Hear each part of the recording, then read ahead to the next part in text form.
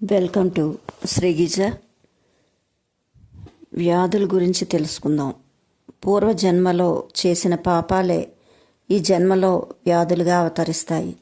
పూర్వజన్మ కృతం పాపం వ్యాధి రూపేణ పీడ్యతే అని కదా లోకోక్తి. మనం చేసిన పాపకర్మలే మళ్ళీ మళ్ళీ మన కాళ్ళకు చుట్టుకుంటూ ఉంటాయి. సత్యం ఏంటంటే జ్ఞానపాఠాలు నేర్చుకుంటేనే వ్యాధులు మాయమవుతాయి. స్వ అనుభవం ద్వారానే జ్ఞానపాఠాలు నేర్చుకుంటాం. ధ్యానం ద్వారానే అనుభవం సంపాదించుకుంటాం. అనుభవిస్తున్న జ్ఞానాల నుంచి, రాబోయే వ్యాధుల నుంచి శాశ్వతంగా తప్పించుకోవాలంటే ధ్యానమే ఏకైక శరణ్యం. ధ్యానం వల్ల ఆత్మజ్ఞానం వస్తుంది. జ్ఞానాన్ని దగ్ధ కర్మాణం అన్నారు గీతాచార్యుడు. ఆత్మజ్ఞానం వల్ల పాపపు సంచిత కర్మ అంతా దగ్ధమవుతుంది. అంతేకాని డాక్టర్ వలన కానీ, మందుల వలన కానీ, వ్యాధుల వలన కానీ పోవుగాక పోవు. నిజానికి మనకు లేని జబ్బులు కూడా విషతుల్య మందుల వలన తీసుకొని వస్తాయి. డాక్టర్ల దగ్గరికి వెళ్ళేసరికి మందులు మింగేవారికి ఎన్ని జన్మలైనా ఆత్మజ్ఞానం అన్నది అగోచరం, దుస్సాధ్యం, అసంభవం.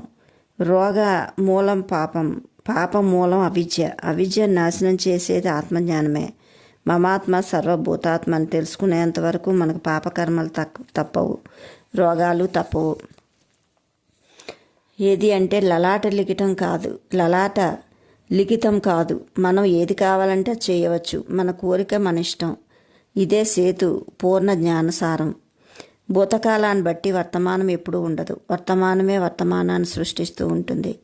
ఇంకా చెప్పాలంటే భవిష్యత్తే వర్తమానాన్ని సృష్టిస్తూ ఉంటుంది. ఇది చాలా కష్టం అర్థం చేసుకోవడానికి, కానీ ఉన్న సత్యం ఇదే. అంటే నువ్వు అందరికన్నా హీనాతిహీనమైన పాపాత్ముడైన జ్ఞానమనే తుఫాను వీచడం వల్ల సర్వ పాపాలు, సర్వ రోగాలు క్షణంలో అంతరించిపోతాయి. కనుక గతమేమైనా వర్తమానం ప్రస్తుతం మన చేతిలో ఉంది. కనుక దాన్ని ఎప్పటికప్పుడు చక్కబెట్టుకుంటే చాలు. Okay masters, like, share, subscribe. Thank you.